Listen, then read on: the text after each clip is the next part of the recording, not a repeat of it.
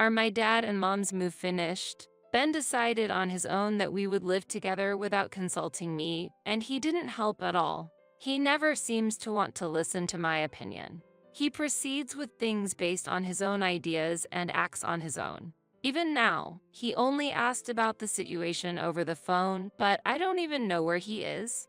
I had been disappointed in Ben before, but it was thanks to that person that I finally made up my mind. Yes, it's all finished. I just moved into a high-rise condo myself. What? While hearing his surprised voice, I laughed with my son, Aaron, who was next to me. He had left everything up to me, so he hadn't noticed anything. What do you mean with a high-rise condo? A high-rise condo means just that. A high-rise condo. With that, I ended the call. The next day, Ben contacted me. Apparently, he had ended a trip with his beloved parents in the middle to come and see our house. There's nothing here. Where is the luggage? Where could it be? What do you mean, where could it be? For details, please ask that person directly. After saying that, I heard a voice of anger from the other end of the phone. I, Cindy, am a 57-year-old housewife. When I was younger, I worked in sales, where I was a top performer and secured many contracts, so I was relied upon in my department. However, I quit because Ben, who was once my boss and trainer, asked me to. After many talks and discussions we had together, Ben confessed as we were close in age, and after several years of dating, we got married. He asked me to quit my job and dedicate myself to the family, promising that he would never let me struggle, so I resigned upon marrying despite having many regrets. After that, at the age of 33, I gave birth to our son, Aaron, and it felt like I was leading a happy family life.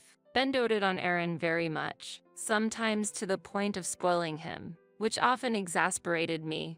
On the other hand, I didn't have a good relationship with my in-laws, especially with my mother-in-law, Diane, with whom I often disagreed about how to raise Aaron, resulting in a strained relationship. It was around this time that Aaron went to university, became independent, and started living alone. Ben reluctantly agreed on the condition that he would visit regularly. After that, it was just the two of us. But Ben started diverting the money he used to spend on Aaron to his own parents. While there was nothing wrong with that, the continued purchase of luxury goods, trips, and gourmet food continued. Aaron didn't need them, so there was no problem. But my mother-in-law, who would take anything she could get, started to affect our finances. Ben, where is the $1,000 I left here? I used it because Mom said she needed a wallet. What are you talking about? I told you not to touch it because it's for the rent. Shut up. It's my money that I earned. What's wrong with spending it as I like? A mere housewife like you shouldn't complain to the head of the house. Whenever I say anything about money, Ben raises his voice in objection. Housewife, that's a term Ben often brings up during our arguments. You're the one who asked me to become a housewife. You being unemployed is a fact. If you can't earn, don't complain. If you hate me being unemployed, I'll go out and get a part-time job. Hey, don't joke around. If I allow my wife to work outside, I'll be seen as incompetent. There are still people with such views today. Ben, unnecessarily proud, wouldn't accept me working outside. When I started working secretly, he found out through his mother where I was working and came yelling at me. In such circumstances, I couldn't even take up a part-time job, so I had no choice but to start working from home. Initially, the income was modest, but it gradually increased, and I was able to manage by using the money for living expenses. Honestly, if the income continues to increase, I might consider divorcing Ben. One day, when I was working from home, the doorbell suddenly rang. I wasn't expecting any visitors, but thinking it might be a delivery, I opened the door to find my mother-in-law standing there. Hi, is something wrong? Nothing's wrong, you shut in. She yelled as barged into the house. Again, this word shut in filled me with disgust. When I was working, my mother-in-law had told me to quit and become a housewife. But once I actually retired upon marriage, she started blaming me like this. Ben is earning money, and that's how you can live. Yet, you dared to defy your husband.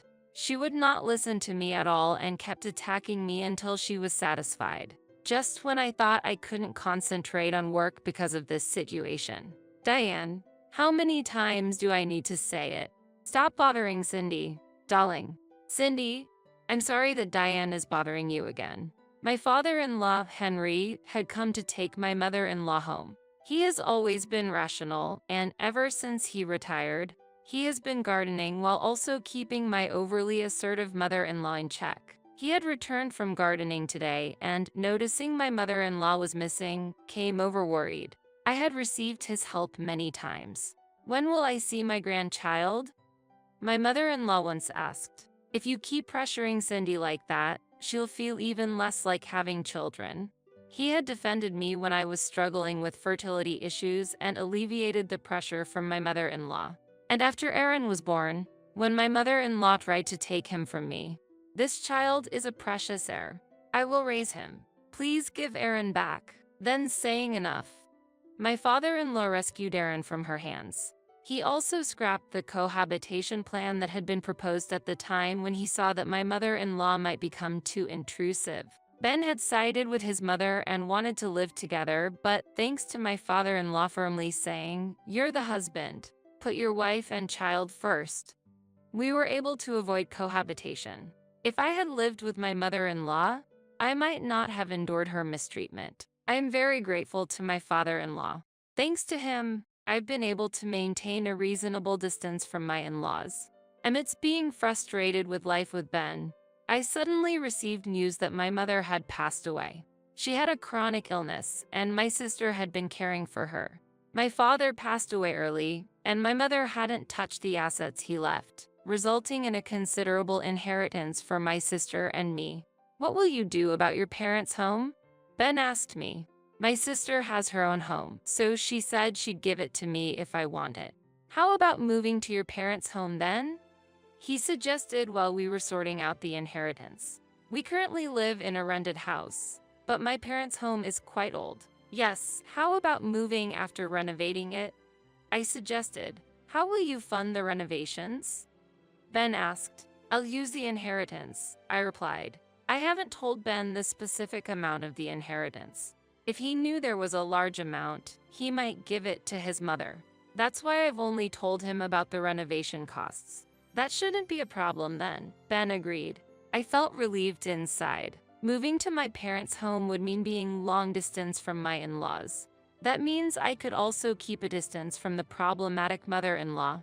With that in mind, I began actively preparing to move. The renovations were eventually completed, and I moved to my parents' home.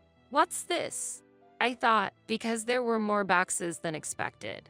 The moving company handled it, but I was surprised by the amount. While having my suspicions, I opened a box of unrecognizable luggage and found my mother-in-law's clothes inside. Ben, there's a box here packed with your mother's clothes. What's this all about? I asked. Did I forget to tell you? My parents and I are going to live in this house together. What? I was astonished. I was dumbfounded by this sudden announcement. Why do we need to live with my in-laws in my parents' house? I couldn't help but argue with Ben. I didn't hear anything about this.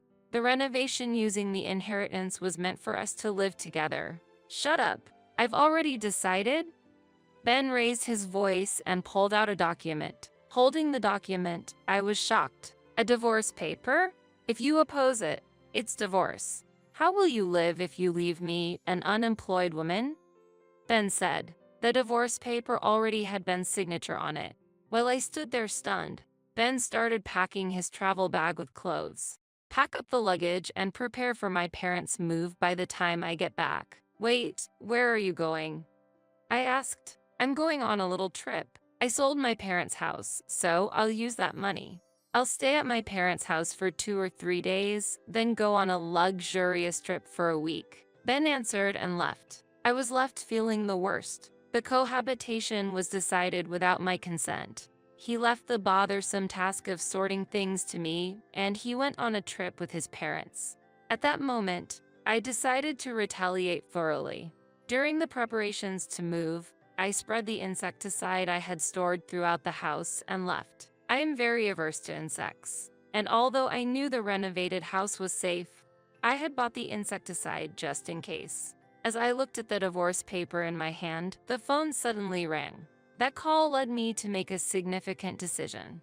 Aaron, it's been a while. Mom, what's up? I contacted Aaron and received some help from him. 3 hours later, an unwelcome call from my mother-in-law came. You made me go through something terrible. What? It turned out that my mother-in-law had borrowed a spare key from Ben and entered the house without permission, just after I had spread the insecticide. And she almost fell from breathing in the air. She threatened at the end, I'll sue you. I felt it was karma. It's a far bigger issue to enter someone's house without permission, I retorted and hung up the phone. Since she's still lively enough to complain over the phone, she must be fine despite inhaling the insecticide. Thinking about cutting ties with such a family made me feel relieved. And a week later, when everything had settled, Ben, who hadn't contacted me at all, reached out. Are my dad and mom's move finished? Ben decided on his own that we would live together without consulting me, and he didn't help at all. He never seems to want to listen to my opinion. He proceeds with things based on his own ideas and acts on his own. Even now, he only asked about the situation over the phone, but I don't even know where he is. I had been disappointed in Ben before, but it was thanks to that person that I finally made up my mind. Yes, it's all finished. I just moved into a high-rise condo myself. War. While hearing his surprised voice, I laughed with my son, Aaron, who was next to me. He had left everything up to me, so he hadn't noticed anything. What do you mean with a high-rise condo? A high-rise condo means just that. A high-rise condo. With that, I ended the call. Finally, I was able to cut ties with Ben. My gratitude for the people who cooperated with Aaron was immeasurable. Thinking back, I headed to the sparkling new kitchen to prepare a special meal for Aaron. That day, when I told Aaron everything over the phone, he came to help right away. It's good you could come, but is work okay? No problem. I explained the situation, and they told me to go right away. Aaron works in real estate, and his company was started by a college senior. Since he had helped since his student days, it seems they understood immediately when he explained the situation. Mom, I need you to finish the contract today or tomorrow. I understand. So, I completed the necessary procedures, and I was able to move into the new high-rise condo. Today, as I was preparing for the celebration, Ben contacted me. Just imagining the reaction of my selfish husband and meddling mother-in-law when they visit the new home excites me. Hey, what's this? The next day, Ben contacted me. Apparently, he had ended a trip with his beloved parents in the middle to come and see our house. There's nothing here. Where is the luggage? Where could it be? What do you mean, where could it be? For details, please ask that person directly. After saying that, I could hear a voice of anger from the other end of the phone. Enough with the jokes. Ben let out a small scream. Hearing that voice and trying to suppress my laughter, Aaron appeared. Cindy, I'm sorry for the trouble my family has caused. Soon after, I heard my father-in-law's voice from the other end of the phone. They seemed to be on speaker, and I could faintly hear Ben and my mother-in-law's voices as well. It's okay. You supported me. What's that? Explain. I sent your luggage to another location. The day Ben left the house, it was my father-in-law who contacted me. He first apologized for not being able to stop the unilateral actions of Ben and my mother-in-law. Then he said he would handle them and decided to send their luggage to the specified address. Thanks to the movers arranged by my father-in-law, the luggage transfer went smoothly. So, what will happen to this house? After explaining everything, I heard Ben's voice of confusion. I sold that house. What? You sold it? Why would you do something like that on your own? That house was inherited by me. My sister didn't want it, so she agreed it was okay to sell, and I decided to sell it. What's the problem? The house was well located and had been beautifully renovated, so it quickly found a buyer. In fact, Aaron Sr. liked it and immediately offered to buy it. As a result, the house was already owned by its new owner. Isn't that a bit too selfish? Ben, which mouth of yours can say such things? It was you who decided everything without listening to Cindy's opinion. Now I will show you where you two will live. Wait a moment. What do you mean by you two? I've had enough of Diane. Hopefully, this way you'll understand.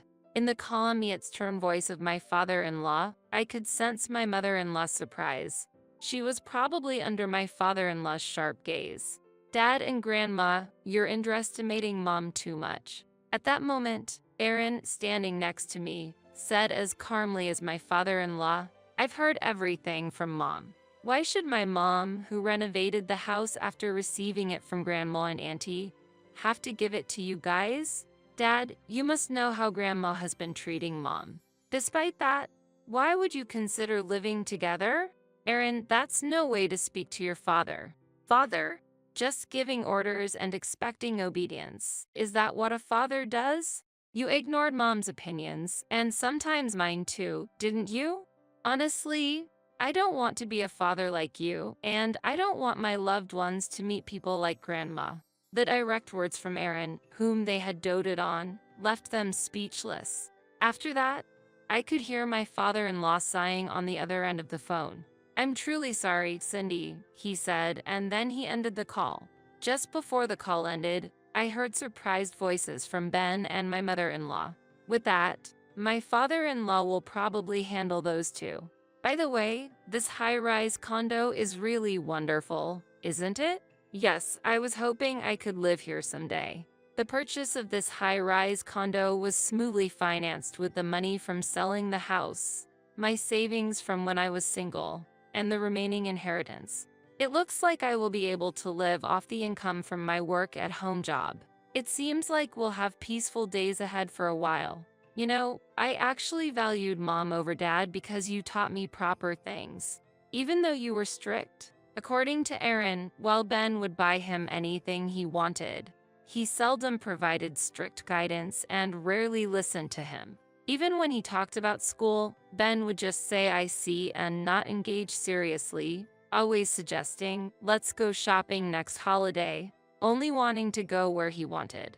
More than Ben, it was important for me to listen carefully, sometimes scold him, and seriously consider his future. It's true that since Aaron got through his rebellious phase, he occasionally gave Ben cold looks. Also, I remember when Ben was criticizing me, Aaron would intervene as if to protect me, saying, that can wait. We have something important to discuss now. Children are more sensitive to their parents' actions than we might think. Every time Dad said something to you, Mom, he would insult you for being unemployed. So, I decided to send money to help you. Huh? I hadn't heard about that. I heard it from Grandpa. Apparently, all the money I sent ended up going to Grandma. My father-in-law had long suspected my mother-in-law's extravagant lifestyle. Indeed, Ben was sending her travel vouchers and gourmet food, but that wasn't all. Aside from that, my mother-in-law was frequently enjoying luxury lunches and shopping. The gifts Ben sent every month couldn't possibly explain it all. Despite this, the shared savings remained untouched. Turns out that all the remittances from Aaron were being taken by Ben and passed directly to my mother-in-law. I can't believe it. Knowing that, I've decided I don't want anything more to do with Dad. Aaron's expression was stern, clearly indicating his resolve. He seemed to be at the peak of his anger. I no longer intend to support Dad, and Grandpa said he's going to divorce Grandma. That's right. As Aaron said, my father-in-law proceeded with the divorce from my mother-in-law afterward. My mother-in-law tried to cling to my father-in-law, but he was fed up with her and Ben's self-centered actions and coldly pushed them away. I'll split the assets, but don't expect any inheritance. My father-in-law stated decisively, deciding to spend all his available funds and move into a facility. Due to my mother-in-law's wastefulness, there wasn't much inheritance left in the first place. Afterward, my father-in-law moved into the facility, letting go of my mother-in-law and Ben. As I was finally enjoying some peaceful days, I got another call from Ben. Hey, it's me, Ben. I know. What do you want? It's really tough, really. Reluctantly listening to him, the wasteful spending by my mother-in-law continued as usual. Ben had used up all the money he earned, and now they were even dipping into their living expenses. Previously, I supported the household with the money I earned, and we had remittances from Aaron, but now that these were gone, they were in a difficult situation. You're my wife, aren't you? Help me. No, I'm not your wife anymore. What? The divorce papers I received that day were promptly filled out and submitted by me. That means our marital relationship had already ended long ago. Unbelievable. Why did you submit it that day? You were the one who wrote it and brought it to me, right? I just followed through and submitted it. There shouldn't be any problem. Ben was at a loss for words upon hearing my response. He probably didn't anticipate that his own actions would backfire on him. So, can't we start over? What? No way. I've finally become free from you. There's no reason to go back. As I responded coldly, there was a noise on the other end of the phone. It's me, Cindy. What is it, Diane? It seemed like my mother-in-law had picked up the phone. I felt a strong aversion inside me upon hearing her contrived, sweet voice. I'm really sorry for being cold to you. So, do you remember how much I suffered? You tried to make me quit my job even before we were married, blamed me for not being able to have children, and tried to take Aaron away from me. If it weren't for my father-in-law helping, things would have been much worse. If you were in the same situation, do you think you could forgive me? My mother-in-law kept silent after my question. I will never forget nor forgive the treatment I received from her. And I have no intention to forgive Ben either. While you two were happily traveling, I was being ignored, wasn't I? From now on, please enjoy your wonderful lives. Goodbye. After declaring that, I hung up the phone, blocked his number, and cut off all ties with Ben and his family. Afterward, I heard that Ben and my mother-in-law were reluctantly living in a cheap apartment provided by my father-in-law.